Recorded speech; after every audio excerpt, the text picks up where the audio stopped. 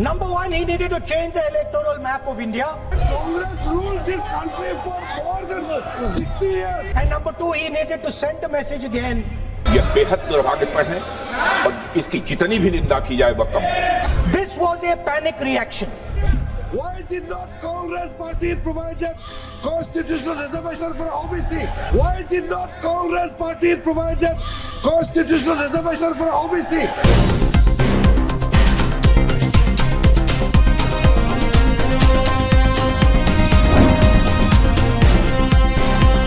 दोस्तों, आज हम आपको लेकर चलेंगे संसद के उस हाई वोल्टेज सत्र में जहां महिला आरक्षण, परिसीमन और राजनीतिक समीकरणों को लेकर ऐसा घमासान देखने को मिला जिसने पूरे देश की सियासत हिला कर रख दी है। यह सिर्फ एक बिल की बहस नहीं, बल्कि यह सत्ता और विपक्ष के बीच विचारधारा, रणनीति और भविष्य की राजनीति की दिशा तय करने वाली बहस बन गई है। और इस पूरे घटनाक्रम ने केंद्र में रहे नेता प्रतिपक्ष राहुल गांधी, जिनके भाषण ने सदन का तापमान अचानक बढ़ा दिया। दरअसल जैसे ही राहुल गांधी बोलने के लिए खड़े हुए, शुरुआत से ही उनके तेवर आक्रामक नजर आए। उन्होंने साफ शब्दों में कहा कि यह महिला आरक्षण बिल नहीं, बल्कि यह देश के चुनावी नक्शे को बदलने की एक रणनीति है। The BJP knew, they knew very clearly that this bill actually cannot be passed. They knew it. They're not stupid. They knew every opposition person would oppose it. This bill cannot be passed. This was a panic reaction. This was a panic reaction because the Prime Minister at any cost needed to send two messages. Number one, he needed to change the electoral map of India. And number two, he needed to send a message again that he is pro-women. Why he is doing that, I will leave to your imagination.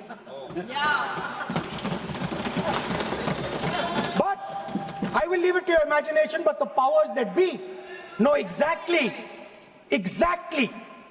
why he's doing it. उन्होंने यह भी दावा किया है कि अगले 45 minute में सरकार को इस मुद्दे पर घेर लिया जाएगा और विपक्ष मिलकर इसे हरा देगा। पर अटैक था और संविधान पर आक्रमण था और इसको हमने हरा दिया है, तो अच्छी बात है। सर, जो सरकार कह रही है कि महिलाओं का विरोध किया, इस बात की आपके ऊपर जो है विपक्ष को क्लियरली बोला है, हमने क्लियरली बोला है कि ये महिला बिल नहीं है। ये हिंदुस्तान का राजनीतिक जो स्ट्रक्चर है, इलेक्टोरल स्ट्रक्चर है, उसको बदलने की कोशिश है।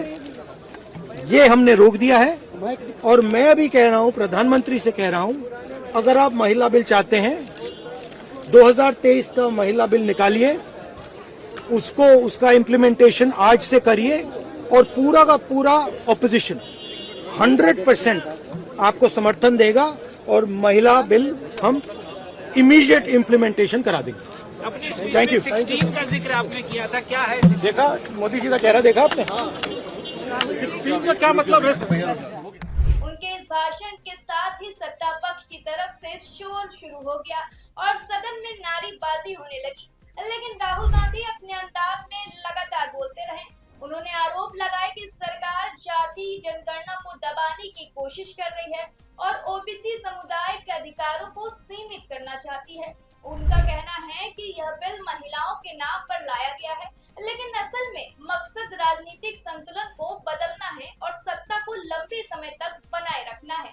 उन्होंने यह भी कहा कि 2023 में जो महिला आरक्षण कानून पास हुआ था, वही असली कानून था और अगर सरकार वास्तव में महिलाओं के हित में काम करना चाहती है तो उसी कानून को लागू करे। लेकिन वर्तमान विधेयक महिलाओं के नाम पर एक राजनीतिक खेल है। उनके इस बयान पर सत्ता पक्ष ने कड़ा विरोध किया है। माहौल और ज्यादा गर्मा गया। राहुल गांधी ने अपने भाषण के दौरान प्रधानमंत्री का नाम लिए बिना कई तंज कसे। उन्होंने नोटबंदी और अन्य फैसलों को लेकर सरकार को घेरा और कहा कि देश में जो हो रहा है उससे सरकार डर गई है, इसलिए वह चुनावी नक्शा बदलने की कोशिश कर रही है। That this bill actually cannot be passed. They knew it. They're not stupid. They knew every opposition person would oppose it. This bill cannot be passed. This was a panic reaction. This was a panic reaction because the Prime Minister at any cost needed to send two messages.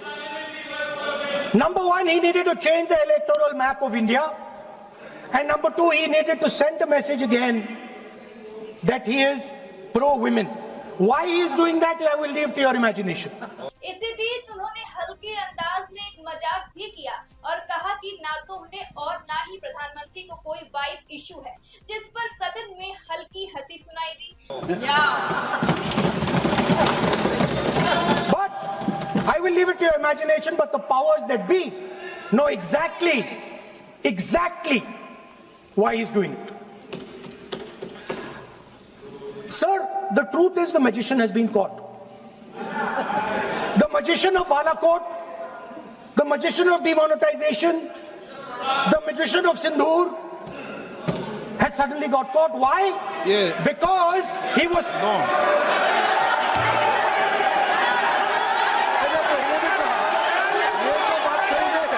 लेकिन इसके तुरंत बाद उन्होंने अपनी बात को गंभीरता की ओर मोड़ते हुए महिलाओं की भूमिका पर जोर दिया और कहा कि महिलाएं भारत की राष्ट्रीय सोच के केंद्र में हैं और समाज के हर हिस्से में उनका योगदान अहम है।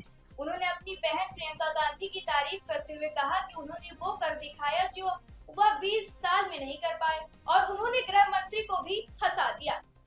As Rijiju ji said, of course, Prime Minister and myself don't have that wife issue.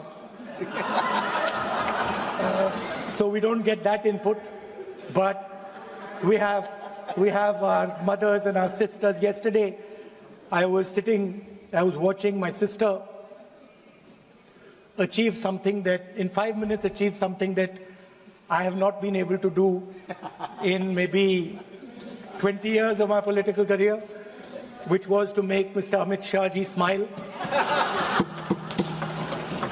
इस बयान पर भी सदन में हलचल देखने को मिली, लेकिन जैसे ही राहुल गांधी ने अपने बचपन की एक कहानी सुनानी शुरू की और डर से जुड़ा एक भावुक प्रसंग साझा किया, तो स्पीकर ने उन्हें बीच में टोकते हुए कहा कि वह बिल पर ही बात करे, जिस पर राहुल गांधी ने जवाब दिया कि वह अपनी बात को समझाने के लिए कहानी सुना रहे हैं और अपनी क्रिएटिविटी का इस्तेमाल कर रहे हैं। इस पूरे घटनाक्रम में यह साफ कर दिया कि यह भाषण सिर्फ राजनीतिक हमला नहीं बल्कि भावनात्मक और व्यंग्यात्मक रंग भी लिए हुए था, लेकिन सत्ता पक्ष ने इसे गंभीरता से नहीं लिया।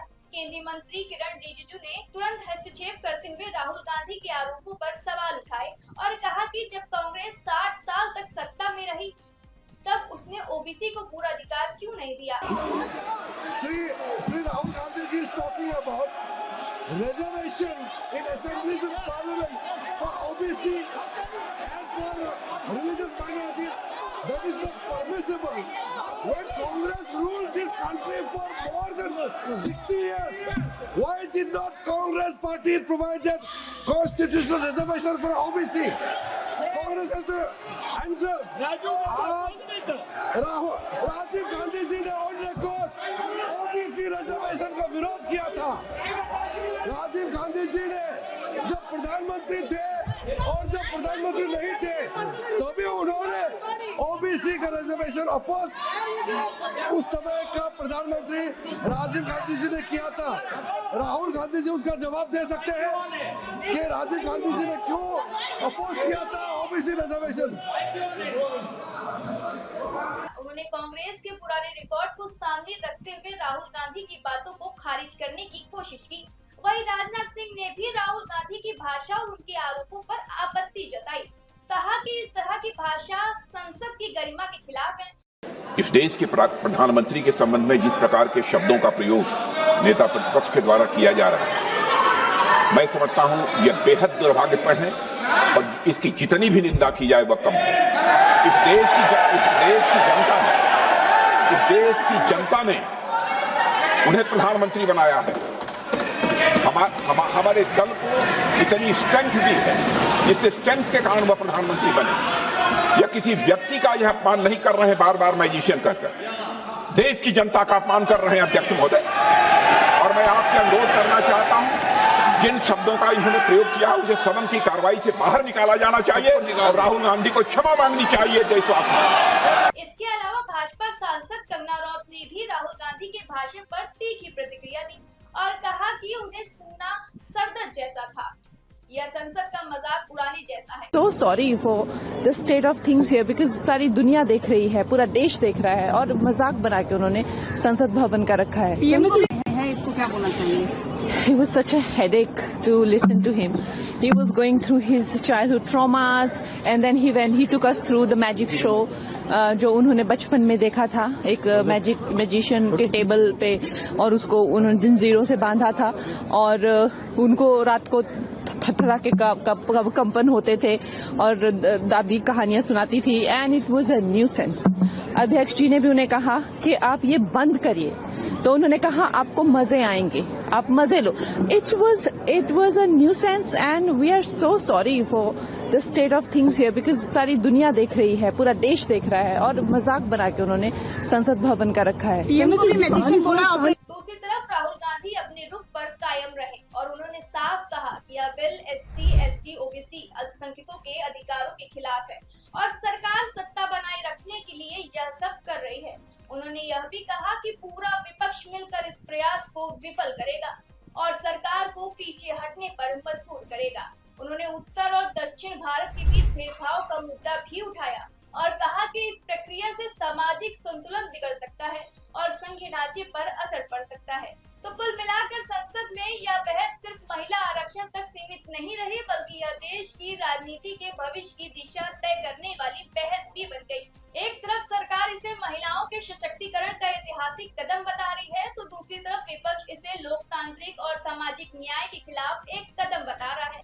अब सबसे बड़ा सवाल यही है, क्या यह बिल वास्तव में महिलाओं को सशक्त करेगा या फिर राजनीतिक समीकरणों को बदलने का एक अहम माध्यम बनेगा।